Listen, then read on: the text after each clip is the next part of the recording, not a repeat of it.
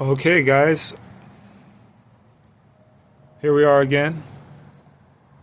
Welcome to Blue Star Pirates. Another shout out to Dante, who's inspired me to take his challenge on creating content. And, I'm here at the park again. Of course, this is the night view. And there's a couple of things I wanted to cover, kind of with my format that I've been doing. Of course, I guess I should introduce myself. I'm 541 Pirate. I like gaming. I'm into gaming online, mostly bingo and casino games. And then I'm also into Atlas Earth. I'm interested in EVE Online, and that's kind of that. So for now, we'll just keep it as 541 Pirate. But what I have been doing is I've been doing shout outs for people that I know in the gaming world. But I did say that I would do shout outs for the people that subscribe. The only problem is it showed me my first subscriber, but it doesn't actually show me all the people that subscribe. So anyways, I do know some people from the gaming world that told me that they subscribe, so I'm going to do shout outs for them. And then I have some shout outs to some supporters out in the Philippines. If you've been following any of my story, I found love in the Philippines online. So, I'm using this channel to merge my life here now with the woman that I believe is my other half in the Philippines. So I definitely want to give a shout out to those supporters in the Philippines. So in my best pirate voice here, arr. And then my two buddies online in the gaming world, Buns, arr, and Re, arr. So without further ado, let's kind of get into some of the things that I wanted to talk about today. So right now, where I'm at in my town, they got frisbee golf. So this is actually the night view of a frisbee golf park. And if you know anything about my approach and my strategy on Atlas Earth, it's actually basically to get land that I really do like. So I'm not just collecting parcels to get the virtual rent. I'm collecting parcels because I genuinely like that land. I have parcels in two of the parks here in my town that I'm in right now, and I did look at this particular park before I started this video, and there's no parcels bought. So anyone that is into Atlas Earth, it's been out for a couple years now, and it's just getting bigger. They opened it up internationally. There's like at least 30 countries that are doing it. And, I think it's just fun. I mean, I hope that it can, go to different, all different parts of the world, especially because, I plan to, make a life in the Philippines at some point. So yeah, God bless Atlas Earth, and I hope that it gets there. Now, last year, I'll just throw some stats out there. I was pretty dedicated to it. I cashed out 110. My anniversary was around Thanksgiving. My 1 year anniversary on Atlas Earth was around Thanksgiving. I made $110 last year in the game. And, my thoughts on it, and I tell people in the chat rooms, in the bingo halls that I play at, I say, you know what, this is better than a savings account that, you're going to get at the bank. And I didn't have to put, I don't know, $10,000 in there, or $5,000 or $2,000 in there. So, I just played the game. And not that it is a savings account. It's definitely not, because, if you pass away, it's over. It's a game. So consider that. It's not an investment vehicle. So what I do is, after I get to $5, the minimum to cash out, I cash out. And then I put it in something to save it, so that it continues to work for me. And then, like I said, and one thing that I've been really interested in Atlas Earth is, I want to get to these spots that have graffiti. I mean, I'm not made out of money. Everything that I'm doing in that game is based on free play, playing for free, whether it's watching ads to get the Atlas bucks, or it's getting the diamonds, and then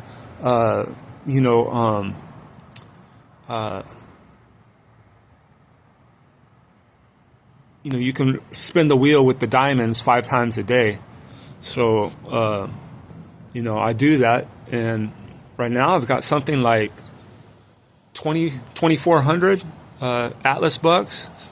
So I'm getting ready. I messed up because the parcel that I wanted to buy in the other part, it put me over 150. So I dropped from a 30x multiplier down to a 20x. If you guys are following the game at all, you want to stay in your tier. So you don't want to go over 150 if you don't have to. Otherwise, you'll lose money momentarily as you level up. So I'm still basically on the first tier. I have my 5% level 1 badge for my passport.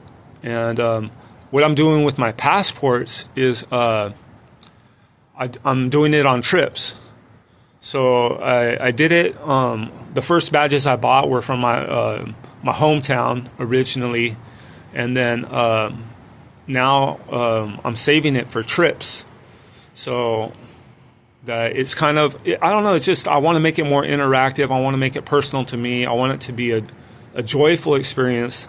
And at the same time, something that puts money back in my pocket, Like I said, you're not going to get a savings account that pays you $110 at the bank, regardless of how many thousands you have in there. So, consider it like that. I think it's a wonderful tool.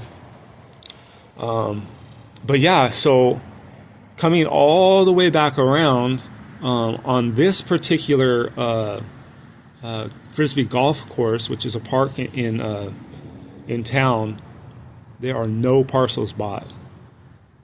There are none. So that's kind of special. Like, it's still early in the game. It's a land grab. You can get some of the best land, not so much in the cities, but in your local area, for sure.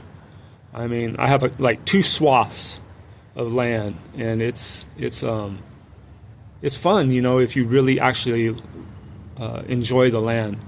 So, that being said, I'm on the look for good land that I can get in the game. And then the other thing that I want to do in order to actually create content around it is, like I said, I like graffiti. I like things that are like a little bit like edgy and like, off the beaten path. And when I think about that, there's that poem from high school. I forget exactly what it's called, but I think it's called like The Road Less Traveled. I want to say it was by Langston Hughes.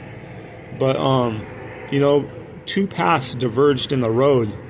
And one path it looked like was well worn, and the other one looked like it wasn't. And he took the path less traveled. And that's what made all the difference.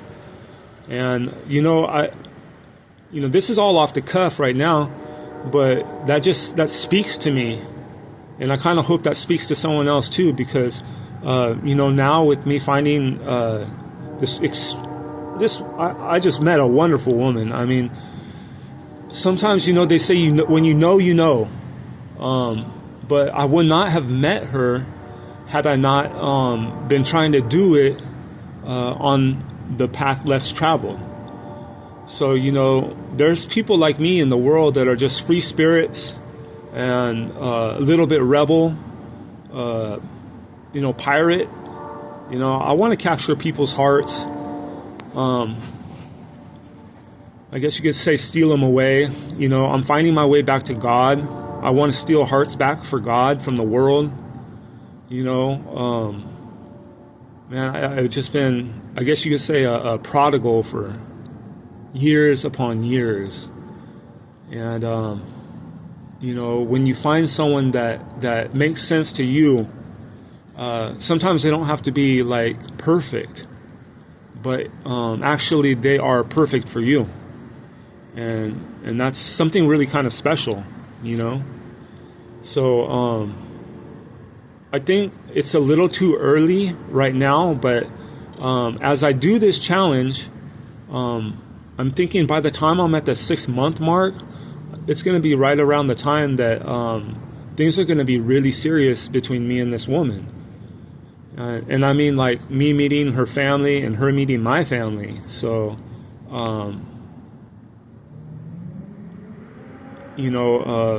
if you just stay tuned on my channel, then you'll get info on it. You'll get the dip.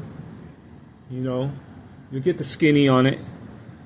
But yeah, one of the things that I was looking for was a God-fearing woman. There's so many people that they don't even know what they're looking for. They can't find it because they don't really know what they're looking for. So,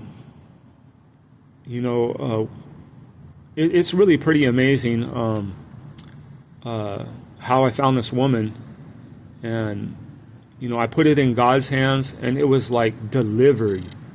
It was like, it was crazy because, I definitely had good selection. This is not like, I just took the first woman that was out there that was like, available to me. And it's not like they stopped hitting me up either.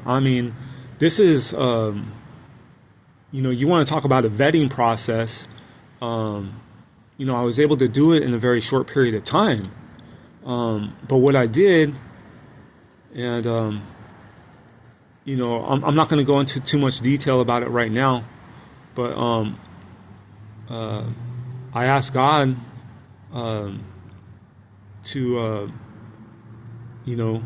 bring me this woman, and I started praying, and I put it in God's hands, and it just came to a situation where, like, being a pirate and my life story and history, this was the woman that made the most sense.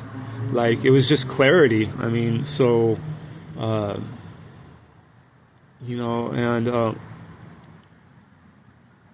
as we talk, she and I, it's almost very similar.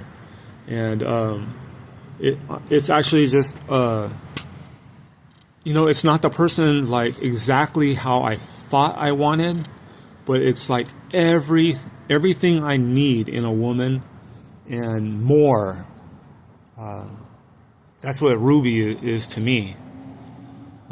So a shout out to my supporters in the Philippines.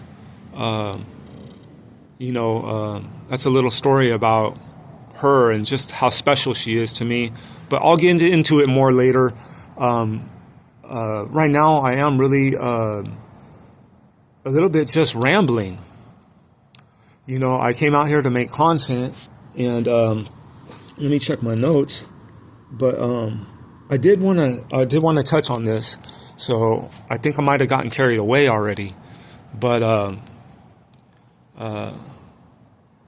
you know, I'm going to save like the full story for later. Just one content video dedicated just directly to that. So, yeah, so let me kind of, you know, get onto a different topic. Yeah, so kind of following up with the park a couple of days ago, my very first video. I still haven't done the second half of that. My video broke up into two. And then I was able to publish the first video, but not the second one because there were some things I wanted to blur, and I'm not good at editing yet. Now, you might notice that I'm doing this in a different type of screen frame. And I know it sounds so crazy, you know, but you just learn as you go. Like if I have to hold the camera like this instead of like, you know, straight up and down, that's what I have to do to make better content. And, you know, in a small way, you know, I made that commitment yesterday. And just by watching YouTube videos, you know, I'm upping my game in terms of, you know, how I'm trying to do content. And then, even now, just kind of doing a little like a night thing. You know, I was trying to do it before day. Let me digress a little bit, if you will. But I had to go pick up my check from my regular job, and it's basically we got laid off for like close to 2.5 weeks. So you know, the money's going to be tight here, but anyways, I had to go in to get the check. I couldn't just go to my regular shift to get it. So when I got there, the assistant manager on shift was had actually forgotten their keys. So I mean, tell me about it, but I mean, I'm not trying to be there if I'm not getting paid, right? And then on top of that, you know, I actually like the guy. This is one of the few assistant managers there that is actually worth a shit. And he and I were buddies before he got the position. But, you know, another funny thing about that is the position, sometimes that just changes you. You know, you got to deal with people's bullshit. And, you know, then after a while, you know, it just becomes straight up about, you know, the grind. And so I've seen people that I like in the beginning. I've heard them, you know, kind of waffle back on, you know, being cool. I mean, come on, let's be real, guys. You need a leader at work that isn't going to sell you out on small mistakes. I mean, like, people are late to work.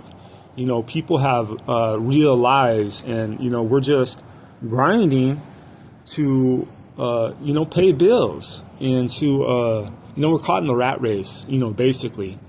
And so, yes, there are some people that if you let them, I mean, they're going to walk all over you. But, you know, as a leader, you have to be a person that is not going to, like, bring the hammer on someone that you know is doing their best, has people that depend on them, and, you know, I mean, it's that frontline manager. That frontline assistant manager, that is the person that makes all the difference. That's actually where in my book, that's where real leaders are born. You know, on the battlefield, not these generals that are in the front office, not the HR, not, you know, these bookworms that, you know how to run a business on paper. I'm talking about people that, you know, are in the trenches. But anyways, I've seen those guys start off cool, and then over time, whether they're getting pressure from the top or what, they turn their back. And then, trust is one of those things. It's hard to earn and easy to lose. So, I couldn't make, bringing this all back, I couldn't make no content today when it was light. I work a swing shift. I work at night. I come in the afternoon and I leave early morning. So, my regular shift and my regular sleep schedule, I'm waking up at 11 o'clock, noon, 1 o'clock, 2. So, I didn't really have a lot of day. I didn't have a lot of daylight left today after running errands and doing all the things that I have to do. So, bear with me. I hope you do kind of like a night scene. I mean, think about this. Like, just look out there, my peeps. This is on basically you could call it a frisbee golf course, a public frisbee golf course. So these houses, their backyard is the golf course. I just think that rocks, man. I mean, this is a better side of town. But maybe one of these days I'll hit you up on a day tour of this area, especially if I can scope out, a nice swath of woodland or something like that that's over here. Or, maybe I can buy a couple of the holes or whatever. But, like I said, or I think they call it a basket on frisbee golf. But, I'm digressing. I'm talking about a different stuff. If you remember back on my first video, in the other park, I found that frisbee golf, that disc, that frisbee, and someone's name was on it. So I still have to contact that person, and get them their frisbee golf disc back. So that might be a cool little interaction too. So anyways, I don't want to go on too long. I really appreciate you guys, each and one of you. Dante, shout out. Buns, shout out. Shout out. Philippine peeps, family, friends, whoever that is, to my sweet Ruby. That's a shout out for you guys. To each one of you, thank you. And God bless.